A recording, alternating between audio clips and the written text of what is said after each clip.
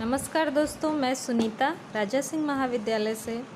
आज हम स्नातक द्वितीय वर्ष हिंदी प्रतिष्ठा के चतुर्थ पत्र में संकलित कहानी पर्दा के लेखक यशपाल जी का जीवन परिचय प्राप्त करेंगे।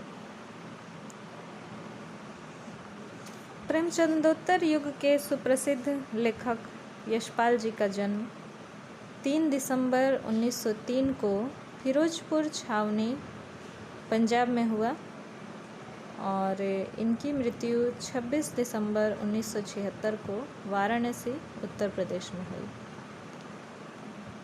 इनकी प्रमुख रचनाएं देखें तो उपन्यास दिव्या, देशद्रोही, झूठा सच, दादा कामरेड, अमिता, मेरी तेरी उसकी बात।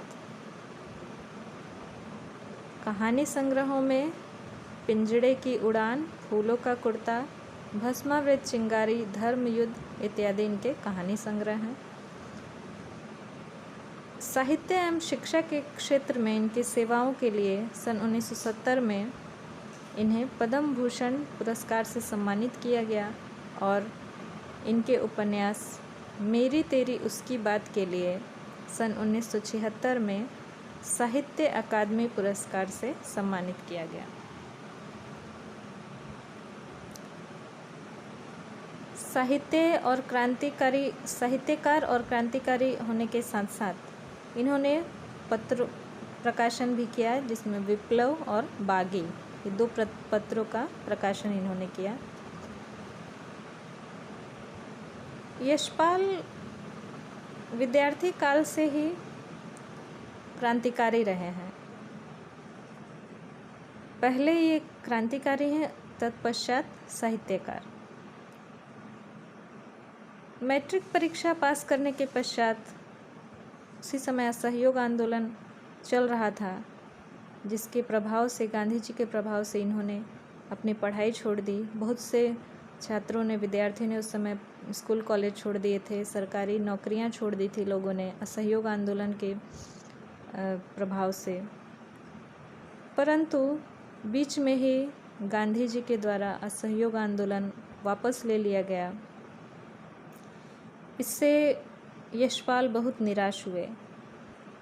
पुनः उन्होंने अपनी पढ़ाई शुरू की और नेशनल कॉलेज में दाखिला लिया, जो लाला लाजपत राय द्वारा स्थापित था। वहीं पर इनका संपर्क सुखदेव, भगत सिंह इत्यादि क्रांतिकारियों से हुआ। इन लोगों के साथ इन्होंने बहुत से क्रांतिकारी काम किए, जैसे भगत सिंह के द्वारा असेंबली में बम विस्फोट किया गया। इसके अलावा और भी क्रांतिकारी गतिविधियों में ये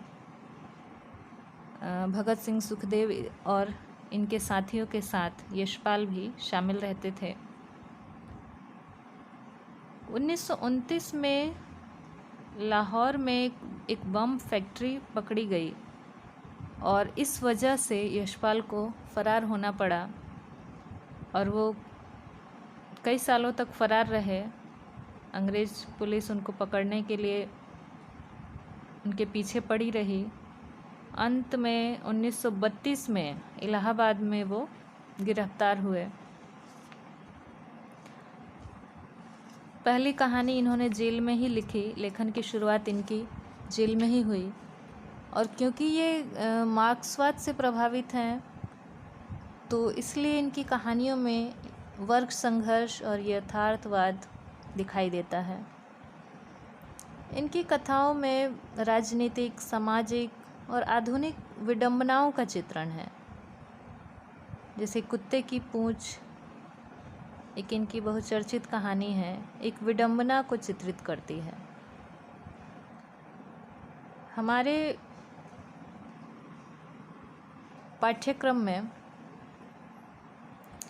जो स्नातक द्वितीय वर्ष का चतुर्थ पत्र है, उसमें यशपाल की कहानी जो संकलित है वो है पर्दा। किस प्रकार एक झूठी शान या प्रतिष्ठा की एक झूठी धारणा किस प्रकार व्यक्ति को धीरे धीरे पतन की तरफ ले जाती है, यही इस कहानी का केंद्रीय बिंदु है। और यही यशपाल ने दिखाने की कोशिश की है कि अपने पूर्वजों की प्रतिष्ठा के को बनाए रखने के लिए वो व्यक्ति कोई छोटा मोटा काम मजदूरी मेहनत मजदूरी का नहीं करता है। और बेशक अंदर से कितनी भी हालत ख़राब हो, आर्थिक स्थिति कितनी भी बुरी हो गई हो, लेकिन एक झूठी शान उसकी नहीं जा रही है। यहाँ पर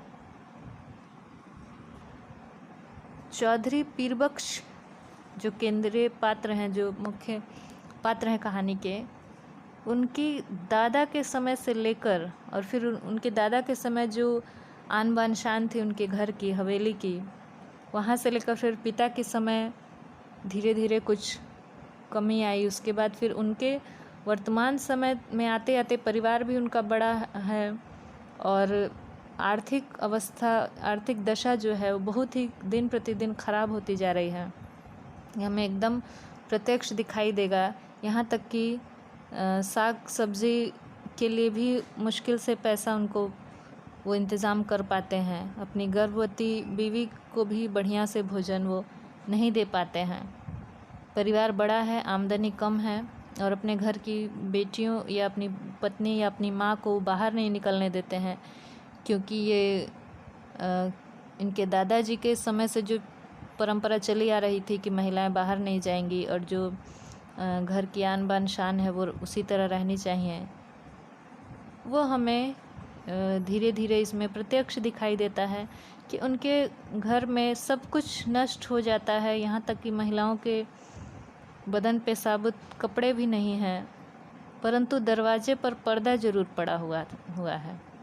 यह एक व्यंग की तरह लटका हुआ है दरवाजे पर, और वह पर्दा ही चौधरी पीरबख्श के खानदान की प्रतिष्ठा का एक जर्जर प्रतीक के रूप में बचा हुआ था। उनकी उस समय की जो उनके दादाजी की आन बान शान थी, जो आलीशान हवेली थी और जो उसमें सुख सुविधा के सब सामान थे, उसके एक जर्जर प्रतीक के रूप में केवल एक दरी का पर्दा उनके दरवाजे पर लटका हुआ था। कर्ज लेना पड़ता है उनको, क्योंकि आमदनी नहीं है और भूखे पेट कितने दिन रह सकते हैं, तो वो एक खान द्वारा कर्ज लेते हैं। कर्ज ना चुकाने के कारण खान जो है उनके दरवाजे का पर्दा एक दिन खींच कर गिरा देता है और ये पीरबख्श के आत्मसम्मान को तार तार कर देता है। वह मरणासन से पड़ जाते हैं और यहीं पर कहानी चरम सीमा पर समाप्त होती है। एक छोटा सा हल्का परिचय कहानी के बारे में मैंने बता दिया। अगले वीडियो में हम कहानी के कथानक की विस्तार से चर्चा करेंगे। आज के लिए इतना ही। धन्यवाद।